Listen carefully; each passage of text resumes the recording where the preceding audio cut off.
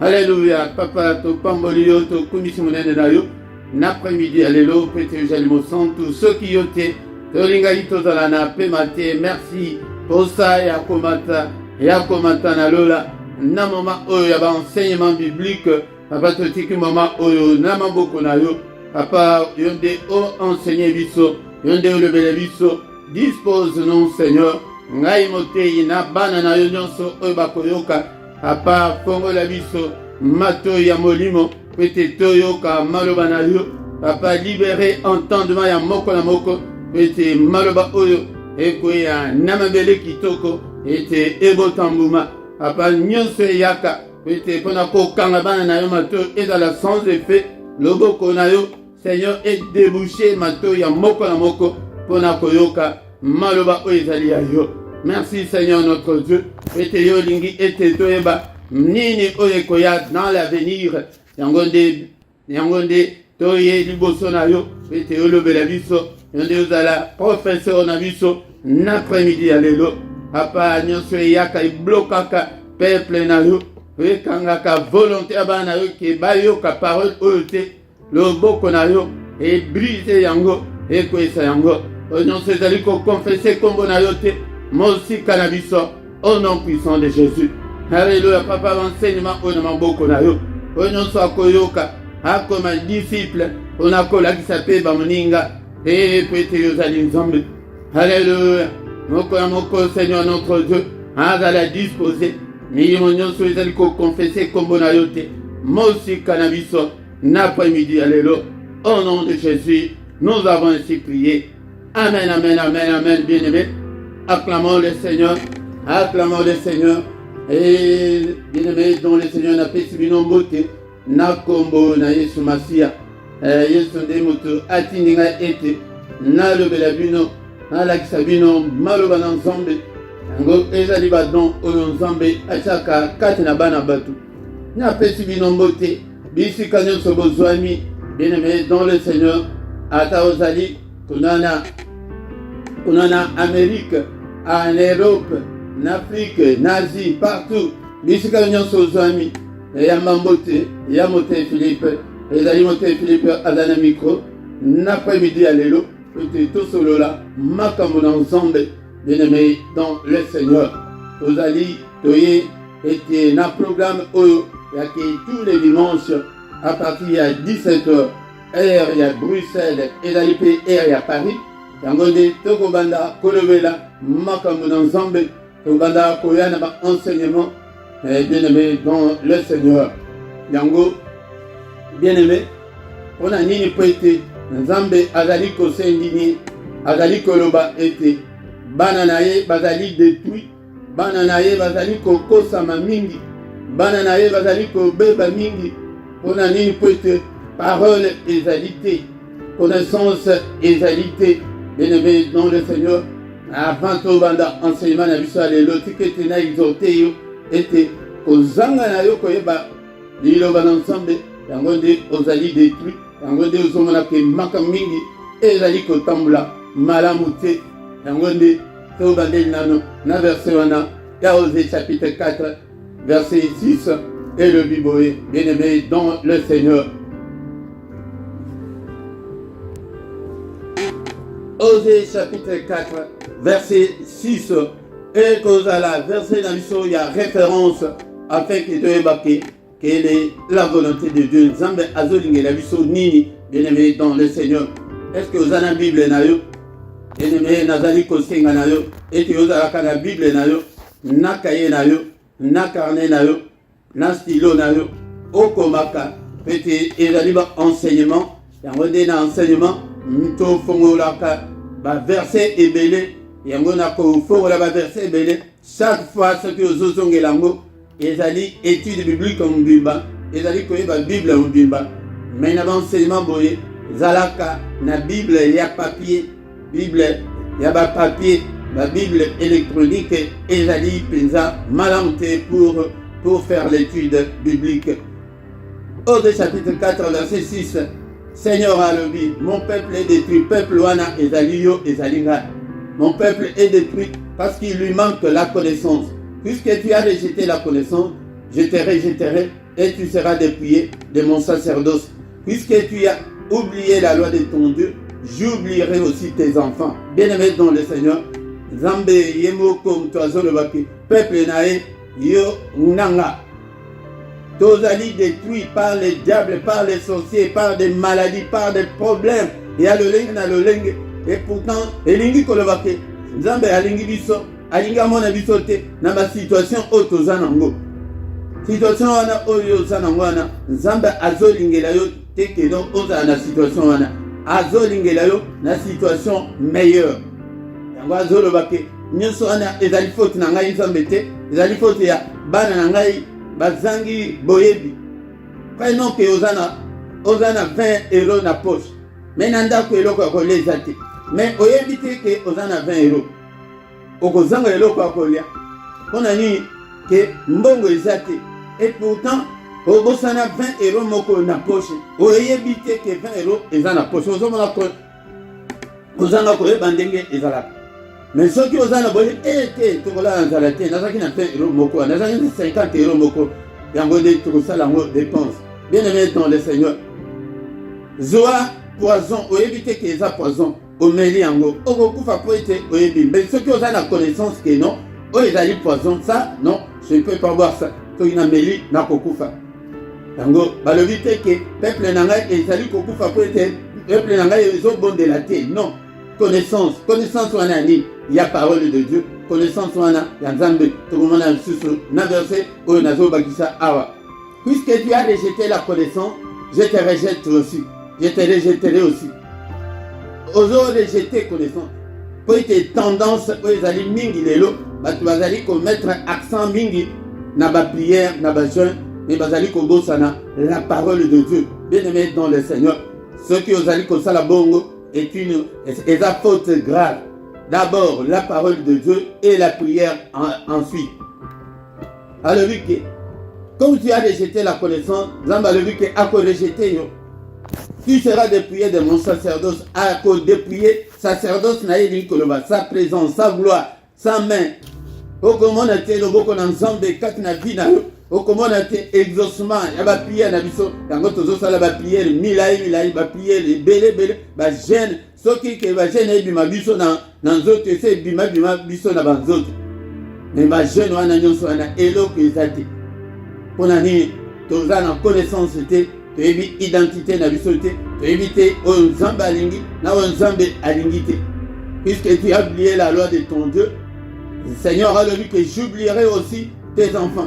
Na banangani, basale le côté, car pona yo. Pose à 15 minutes, 20 minutes chaque jour, oye ko la balbananzan.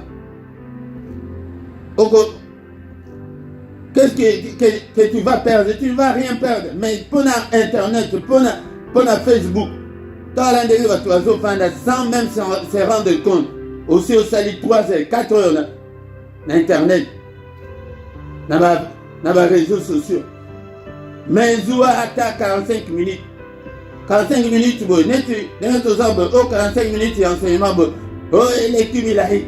Dès que vous avez dit, ah, papa, l'enseignement milaï, vous avez na kolanda yo, na lobi, maman, ngai na za lokola. Lokola Jean-Baptiste na désert, ngai musana ngai na gang. Nazo ganga na koloba. Mais ceux qui n'a pas polémique, au komona mutu avant du temps moulay. Ya, nazo yebisa yo boye, peut-être au corriger, au rectifier dire. Bazo ba corriger te na bana, ko kansa kaka suki wana te. Na bana na yo, na bana na bango, na bana na bango. Bien-aimé dans le Seigneur. Vous avez dit que quand vous avez dit que vous avez ligne moko oyo bato bayebaki Nzambe te yango tozana ba difficulté mingi na bomoi na biso. Verset mosusu peti tokota na enseignement na biso ya lelo ezali kaka oze wana. Oze 6 Seigneur, le Seigneur dit que ba verset mibale oyo tokobanda kozongela yango souvent pona ko exhorter yo ke ozala na bolingo, il y a parole de Dieu. Car j'aime la piété et non le sacrifice. Et la connaissance de Dieu plus que les holocaustes. Seigneur a le vu que alingi la piété, bon Nzambe. Et non le sacrifice, non sur tout ça dans l'église ou à autre ça. Va prier le boutou, va jeûner, belé, 40 jours, 12 jours, 20 jours, 40...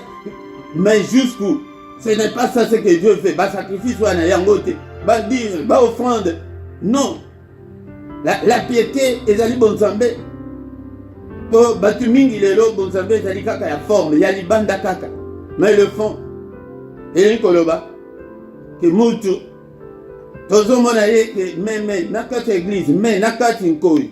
Yango nde la piété li koloba ke zamba za posa mona yo ke posa wana eza ya meme, ti nakati pe oza meme. Ba sacrifice piété, bon semblé, la façon de marcher dans la sainteté, dans la crainte de Dieu, dans la méditation, dans l'adoration, manquant yakoluka ke on s'approcher toujours dans Zambé au salaba effort que oye ba toujours oye kola.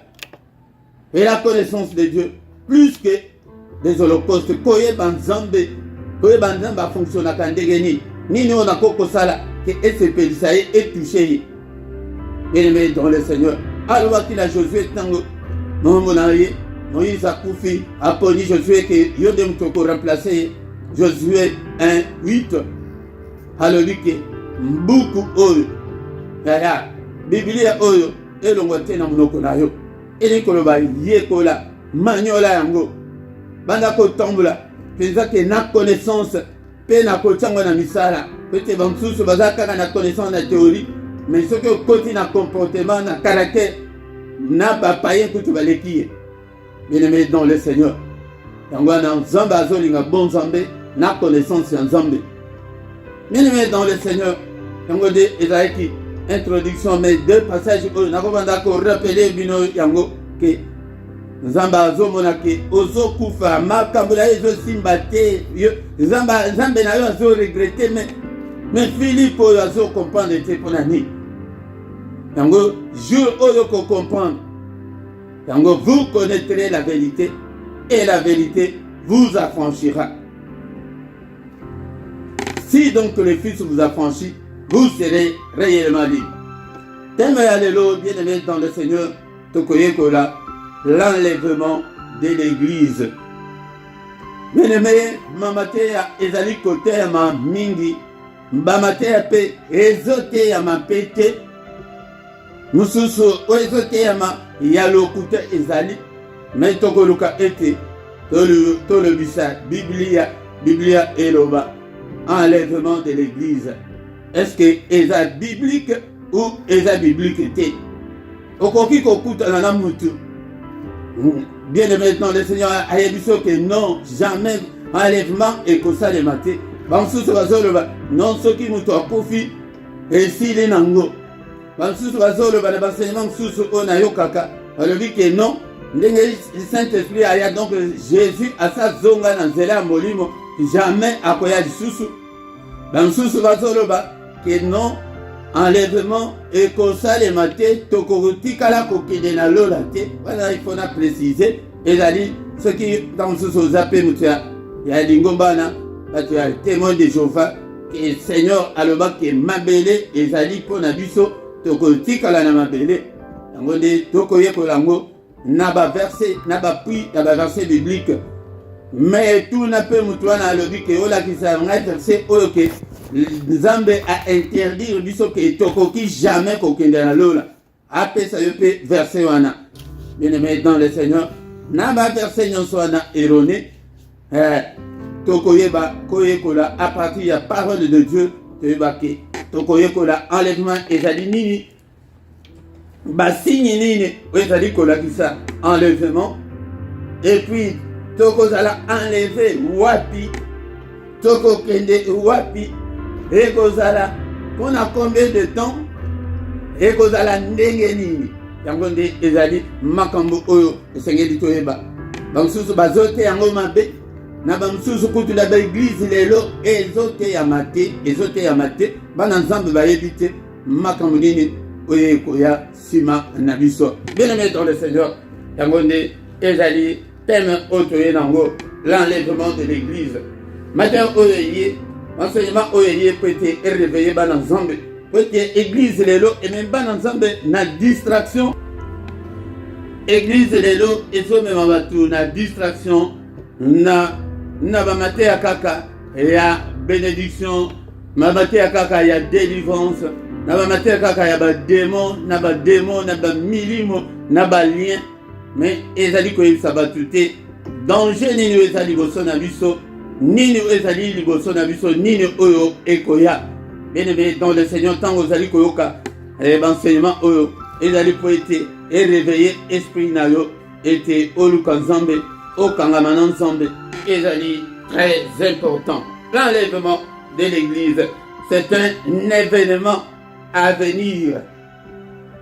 Ezali événement oyo ekoya nanu esalamate ndenge ba enseignement mususu ezali kolobama nanu esalamite bien-aimé dans le Seigneur ekosalema ndenge nini enlèvement ezali nini bien-aimé dans le Seigneur bien-aimé yango nde tokoyekola yango mukolo na lelo. L'enlèvement c'est l'action d'enlever ezali lokola rapt selon ma définition tozali na yango c'est déplacer vers le haut, s'élever avec rapidité, avec violence, c'est emporté par la force.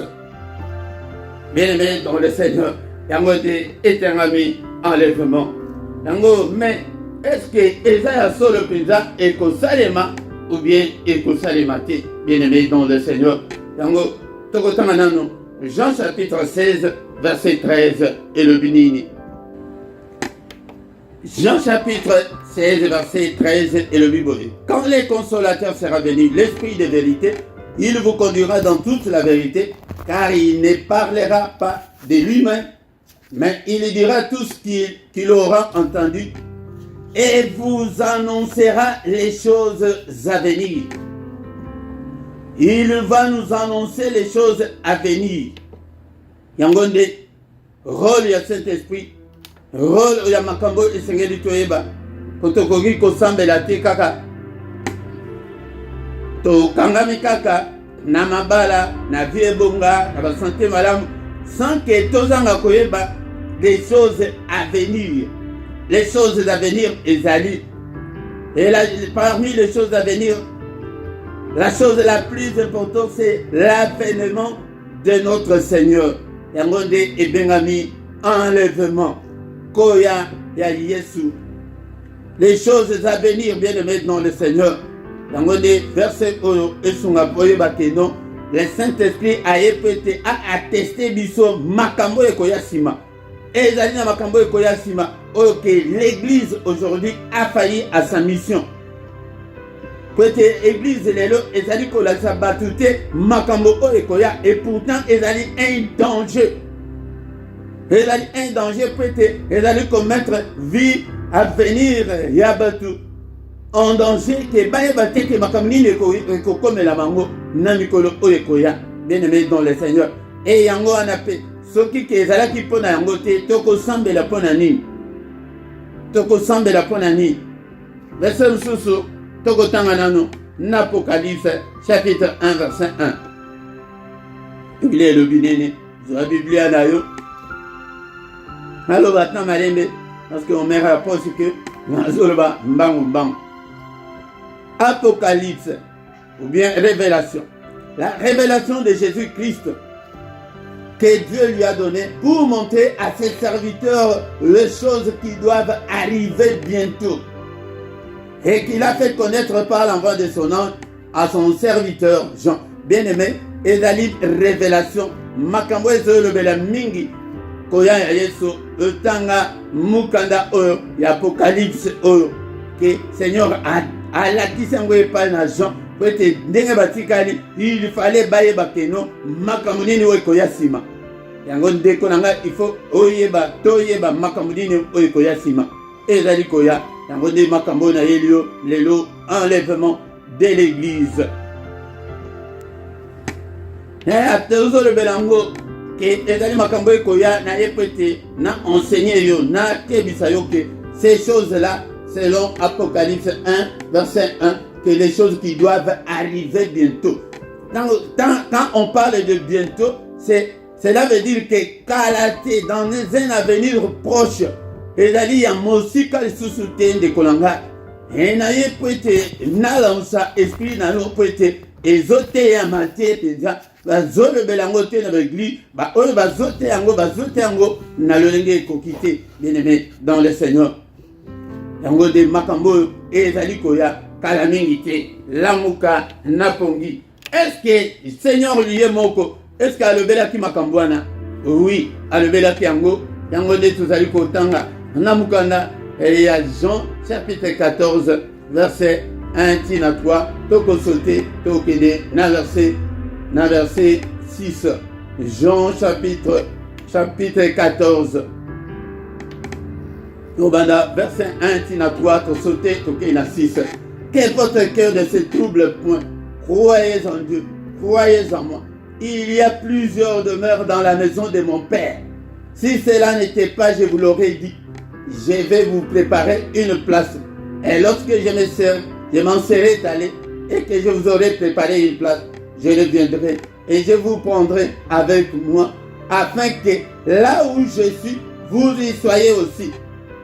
Dans verset 6, Jésus lui dit, je suis le chemin, la vérité et la vie. Nul ne vient au Père que par moi.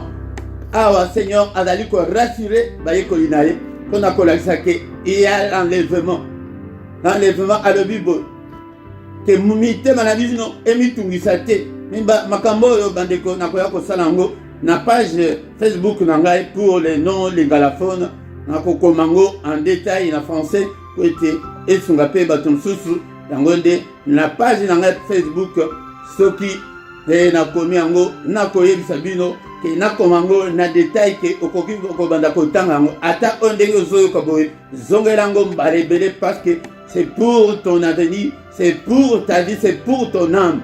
Kolanda te onyonso tozo kolanda na l'église ekotikala na mukilo ekotikala na mukilo oyo ekosila kala mingi te mais oyo makambo na zoyebisa na poko ya lelo ezali makambo ya éternité na yo okoleka yango wapi? Bien-aimé dans le Seigneur, la promesse est là. Il dit qu'il y a plusieurs demeures dans la maison de mon Père. Mais si que j'ai belé, ce qui est à la qui bongote, na linga na ibisa binote. Yango de na zo kele ko préparer bino esika. Ake ko ete a préparer biso bisika. Ah tozo na zo te bino makama milimu te ya baliente. Ah ezali relation ya yo na nzambe. Ndengeni loko ko sala ko ete o hérité makambo oyo. À quoi servirait à un homme de gagner le million des avions, de gagner le mambala, de gagner tout ce que vous voulez là et perdre son âme? Bien aimé dans le Seigneur.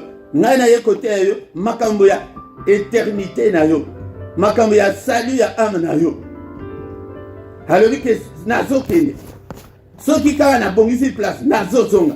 Ozonga na teke enlèvement ça.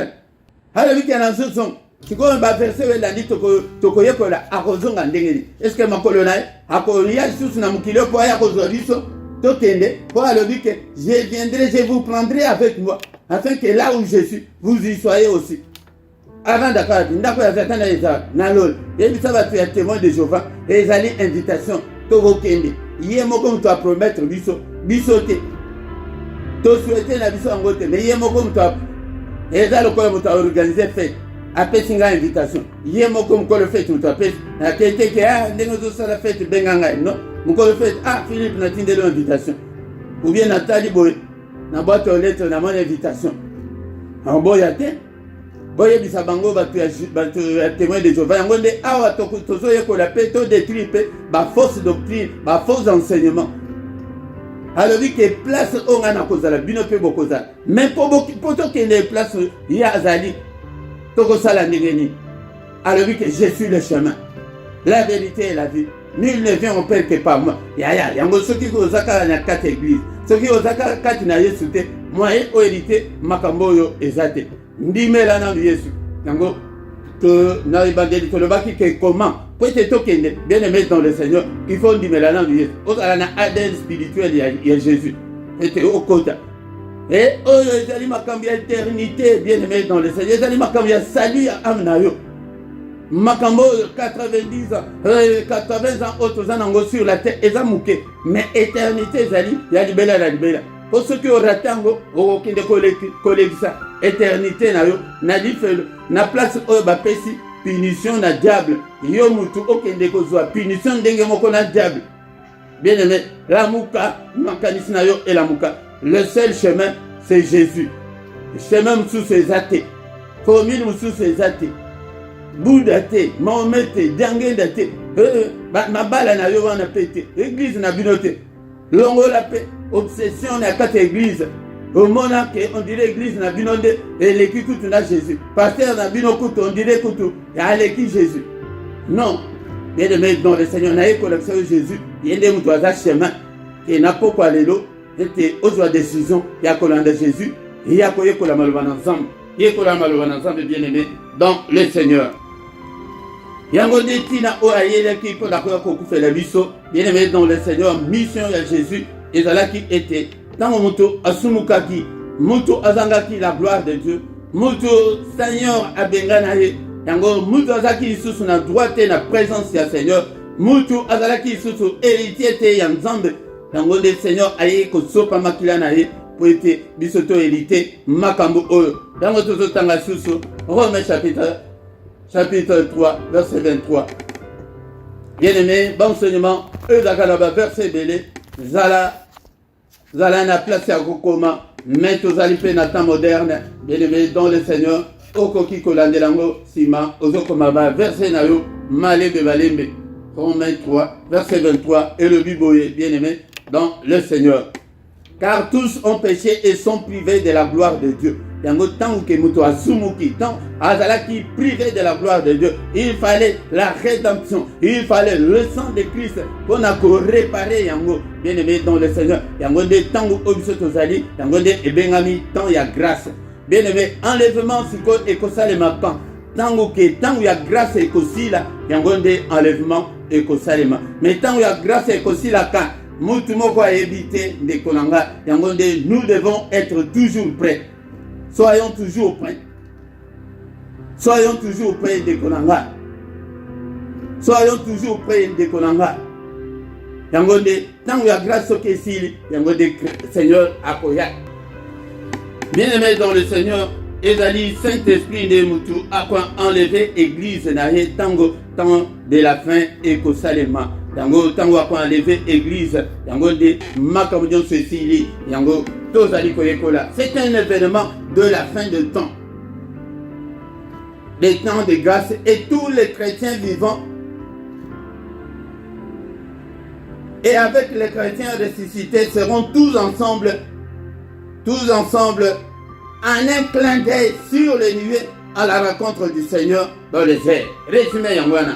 Et que ça les mandengeni bien aimé dans le Seigneur. Et que ça les maboye. Et que ça les en un clin d'œil. D'abord, Bakufi Katina Yesu, ils seront ressuscités parce que Archange Moko Akobeta Keneloana. Bangonde bawe bakufi na no kati na Yesu bangonde bakoyo kango liboso basekwi bawe bakozala vivant na tango bango pe ils seront transformés et à la rencontre de notre Seigneur dans les airs.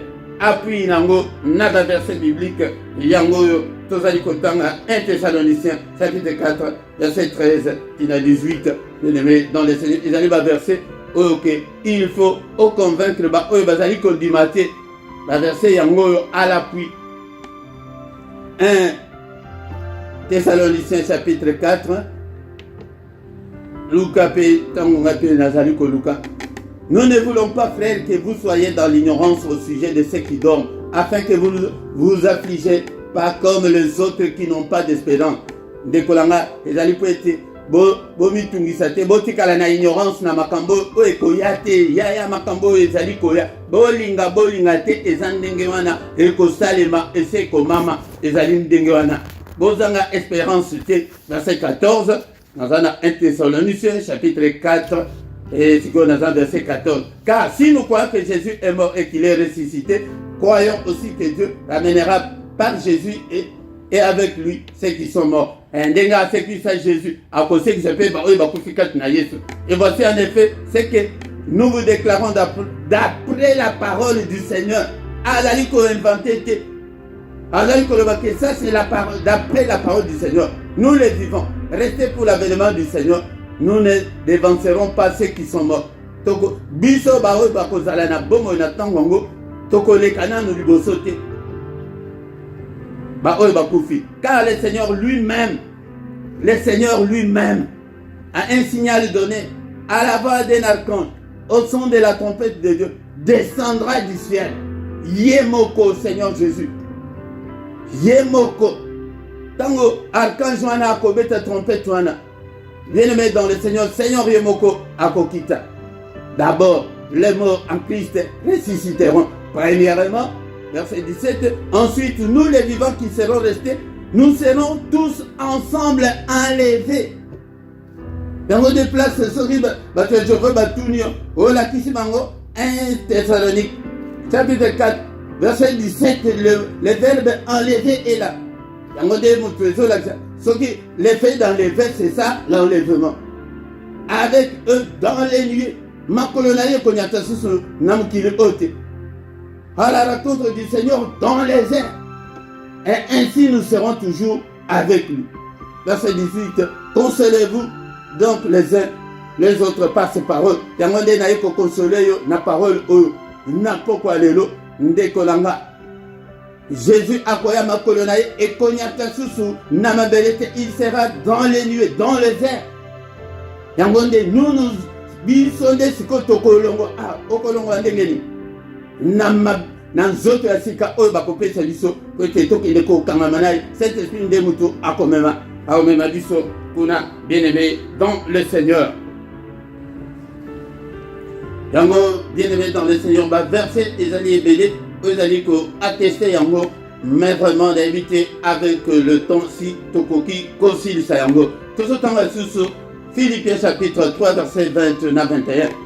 Mais notre cité à nous est dans les cieux, d'où nous attendons aussi comme sauveur le Seigneur Jésus-Christ, qui transformera les corps de notre humiliation en les rendant semblables au corps de sa gloire par le pouvoir qu'il a de s'assujettir toutes choses. Bien-aimés dans le Seigneur, ezali que tokozala transformer nzoto oyo bakopesa biso bakolongola nzoto ya humiliation oyo nzoto ya kilo oyo nzoto ya masumu oyo bakolongola yango de cité na biso ezali awa te na selon Bible ya Semer ya balobi te que notre cité est dans le ciel, balobi que nous sommes les citoyens de ciel. Tozali ba citoyens ya lola yango yebisa bato ya Jéhovah que tozali ba citoyens de cieux. C'est la Bible qui l'atteste. Et la sauté. Donc nous attendons jusque-là que le Seigneur aille. Yango ceux qui aillent, yango de tokozalanaye et longo. Bien-aimés dans le Seigneur. Yango l'enlèvement de l'Église est un mystère. Yango toujours tangango que est un mystère na 1 Corinthiens chapitre 15, verset 21. 1 Corinthiens chapitre 15, verset 20, 51, na 58, si nous avons le temps. Voici, je vous ai dit un mystère. Nous ne mourrons pas tous, mais nous tous, nous serons changés en un instant, en un clin d'œil, à la dernière trompette. La trompette sonnera et les morts ressusciteront incorruptibles. Nous serons changés. Bien-aimé dans le Seigneur, le reste est en latin en souka, au mona dengue, et maloban ensemble dengue, et zalikolo, en un clin d'œil. Enlèvement et kosale ma bongo. Pour battre Jova bazoloba que non, et verset moussou le dit que tout est il le verra. Tout est il le verra, et zalibo, et ça n'a événement moussou, ok, battre Jova bazali, qu'on comprendre que, ba étape oignon son azolo, bango ba bien goté. Tout est il le verra, et zali. Tango Seigneur a comme ma mission na fait, tango apoya peut a établi le règne de 1000 ans. C'est à ce moment-là, bien aimé dans le Seigneur, que tout est il verra, il viendra en puissance. Apoya pesa que pour aya ko mettre fin na règne ya antéchrist. Yangwana esengeli toyeba. Bien aimé dans le Seigneur, tala siko makambulini oye ko salima, soki ke enlèvement et salimi toke ko kutana na Seigneur dans les airs. Et après l'enlèvement, c'est la grande tribulation qui commence sur la terre. C'est le règne de l'antéchrist qui va commencer. Bien aimé dans le Seigneur, yango de ceux qui ont tikali ekozala mawa mingi yango nde place akoboma bato ebele bato nyonso bazalaki ya nzambe ke botikali akoya sikoyo po ete amassacre bango na bajuif. Bien aimé dans le Seigneur, ekozala somo ezali temps moko oke tondima te ke ovive na moma wana sikoyo ekosalema ndenge nini tant tokokende kokutana na ye dans les heures tozokende na ye na fête de noces. Bien aimé dans le Seigneur, tokokende na fête tokokende lola. Et un point aussi très important où il faut que toyeba ezali ke tant tokokende na fête wana eza na période il y a 7 ans il y a Daniel donc pendant 7 ans tozana groupe tozana parti mibale ndenge pe règne antichrist ekosalema pendant les 3 ans et demi ya liboso ekozala ke tant tokei kuna na fête wana ekozala d'abord jugement ezali ya ndenge nini ezali ke mutu nyonso oyo asa lekani ezali jugement te ke bakondane yo bazongisa lisusu yo na mokili non ekozala bacourone bato bakozwa couronne na ndenge bosalelaki nzambe na litamboli na yo. Après 3 ans et demi ya mibale ekozala sikoyo la fête de noces yango nde akoesuye biso akolongola biso mai na miso akolakisa biso bilamba pembe tokozala na ye ndenge alobi yango nde bavenema wana ifo toyeba yango ntango 7 ans wana ekosila yango nde tokoya na ye elongo mpe te toya korenye na mokili akosala akoya po ete aétablir règne na ye ya 1000 ans.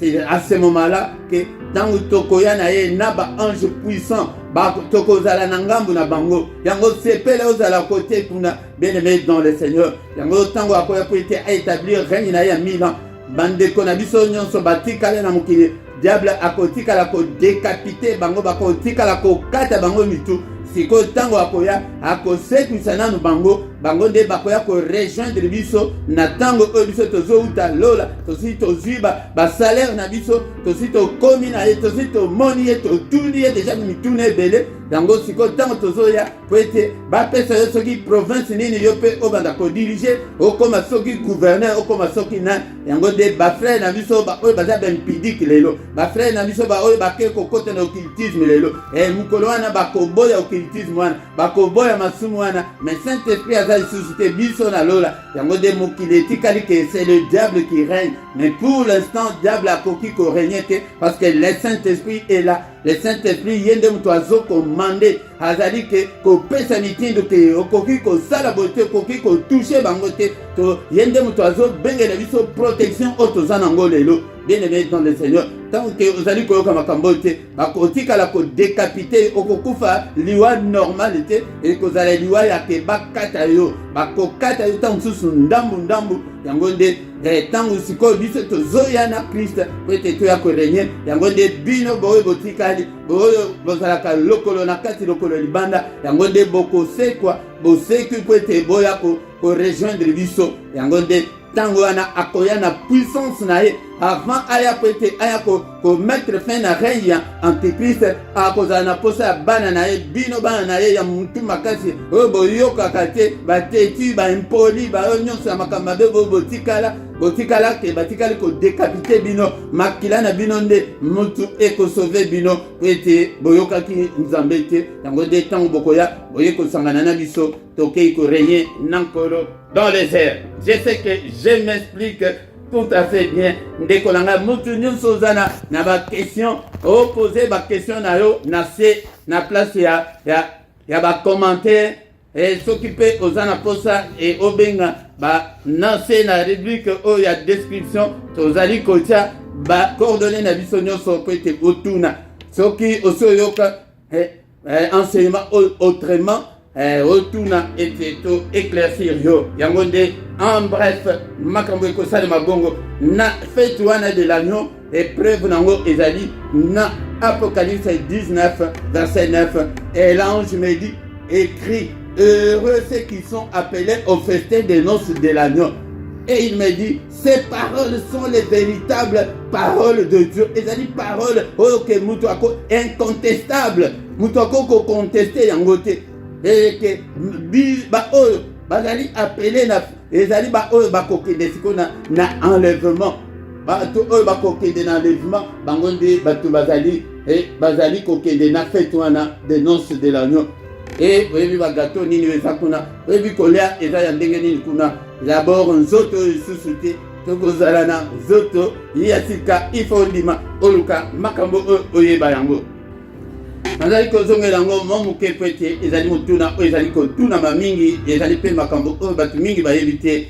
Ndenge tolobaki dans 1 Thessaloniciens chapitre 4 verset 17 que ensuite nous les vivants nous serons qui serons restés, nous serons ensemble enlevés avec eux dans le nuée à la rencontre de notre Seigneur dans les airs.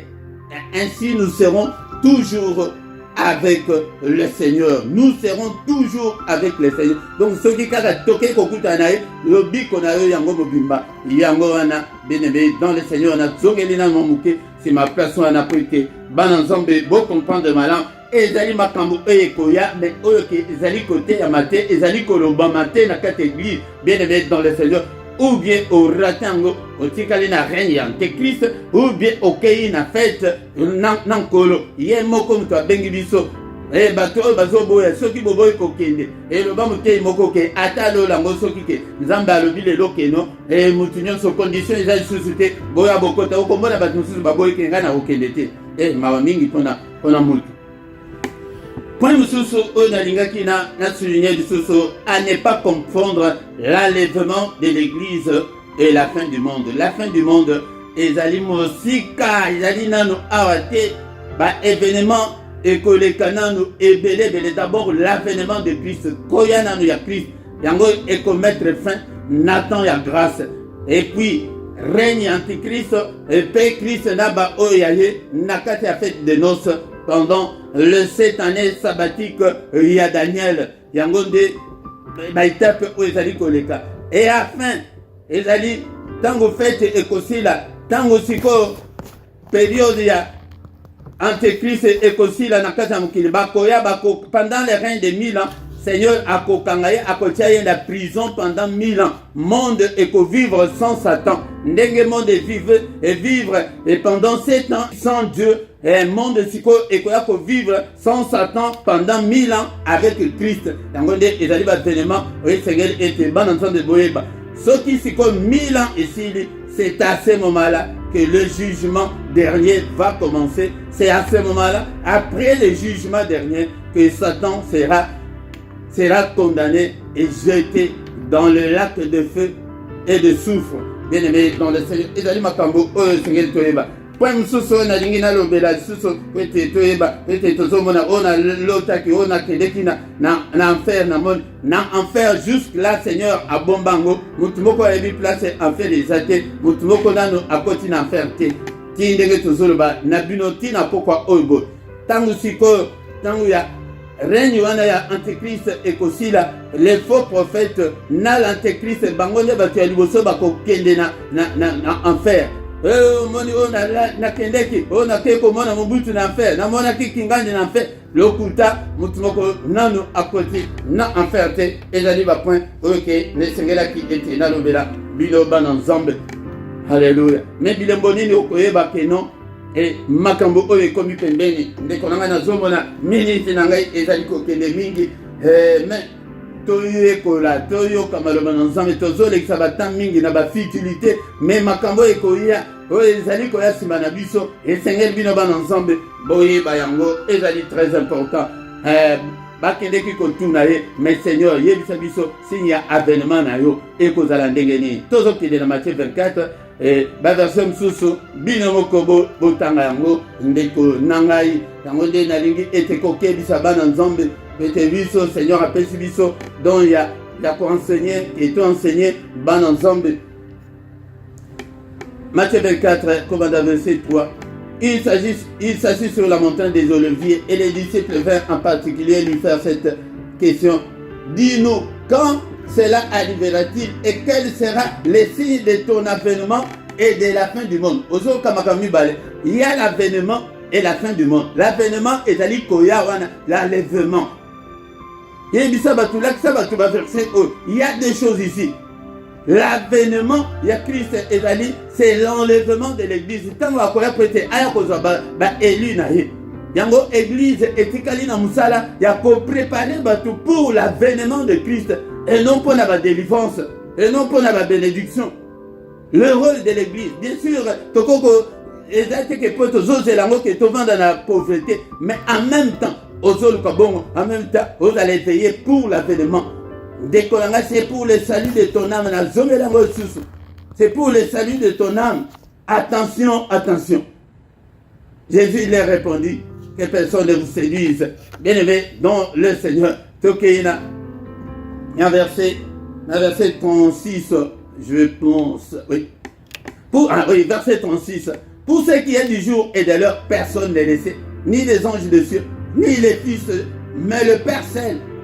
Bon amoukolo, moutou a évité. Mais ce que au Matthieu 24, au temps où on a malembe, au commun a bilé monoso, il y a guerre, il y a déluge, il y a makamyon sur les osalema, tout boyoka des âges sous-soutés, au tala, au mona makambo, si n'a pas sur la comico balana, mi balana, balana, mon thème ma belle, qui m'a cassé. Bien aimé dans le Seigneur, l'avènement, pas la fin du monde. La fin du monde, c'est autre chose. L'avènement, c'est Koya na Yewana, Akoya, bien aimé dans le Seigneur. On a corrigé ce suba, Aïsé, Salami, Saint-Esprit, Asaya, et l'Okomoko Isate, les Thessaloniciens, chapitre 2, verset 1 à 2. Pour ce qui concerne l'avènement de notre Seigneur, Jésus-Christ est notre réunion avec lui. Nous vous prions, frères, de ne pas vous laisser facilement ébranler dans leur bon sens, de ne pas vous laisser troubler, soit par quelques inspirations, soit par quelques paroles, ou par quelques lettres qu'on dirait venir de nous, comme si les jours du Seigneur étaient déjà là. Et comme si les jours du Seigneur étaient là. Et bien aimés dans le Seigneur. Nous autres, on a Pierre 3, verset 1, il a dit, mais dans un aposa était tout en verset 1 qui n'a 4. Voici bien aimé la seconde lettre que je vous ai écrite. Dans l'une et dans l'autre, je cherche à éveiller par des avertissements votre saine intelligence, afin que vous vous souveniez des choses annoncées d'avance par les saints prophètes et du commandement du Seigneur et Sauveur, enseigné par vos apôtres, sachant avant tout que dans les derniers jours, il viendra de moquer avec les railleries, marchant selon leur propre convoitise, disant, où est la promesse de cet avènement? Et wapi promesse wana?